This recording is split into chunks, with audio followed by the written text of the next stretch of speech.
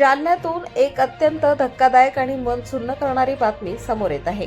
कौटुंबिक नात्यांना काळीमा फासणारी एक खळबळजनक घटना जालन्यातील चंदनजिरा भागात घडली आहे.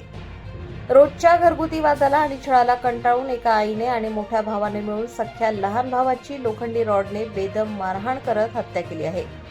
या घटनेमुळे संपूर्ण जालना जिल्ह्यात एकच खळबळ उडाली आहे. मिळालेल्या प्राथमिक माहितीनुसार प्रकाश भगवान शिंदे, वय अंदाजे 41 वर्ष, राहणार चंदनजिरा असे मृत व्यक्तीचे नाव आहे. मृत प्रकाश हा नेहमी दारूच्या नशेत धुंद असायचा आणि आपल्या वृद्ध आईला अमानुषपणे शिवीगाळ व मारहाण करायचा. त्याच्या या रोजच्या त्रासाला आणि छळाला वृद्ध आई प्रचंड कंटाळली होती. अखेर या त्रासातून सुटका करून घेण्यासाठी आईने पुण्यात राहणाऱ्या आपल्या मोठ्या मुलाला फोन करून घरी बोलावून घेतले. मोठा भाऊ पुण्याहून चंदनजिरा येथील घरी आल्यानंतर घरात पुन्हा एकदा वाद पेटला. दारूच्या नशेत असलेल्या प्रकाशने नेहमीप्रमाणे वाद घालण्यास सुरुवात केली आणि याच वादाचे पर्यावसात पुढे जीवघेण्या हाणामारीत झाले. संतापलेल्या आईने आणि मोठ्या भावाने रागाच्या भरात प्रकाशवर लोखंडी रॉडने वार केले.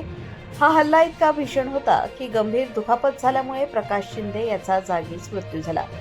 विशेष म्हणजे या धक्कादायक मारहाणीचा एक व्हिडिओ सध्या सोशल मीडियावर प्रचंड व्हायरल होत आहे, ज्यावरून या हल्ल्याची भीषणता स्पष्ट दिसून येत आहे.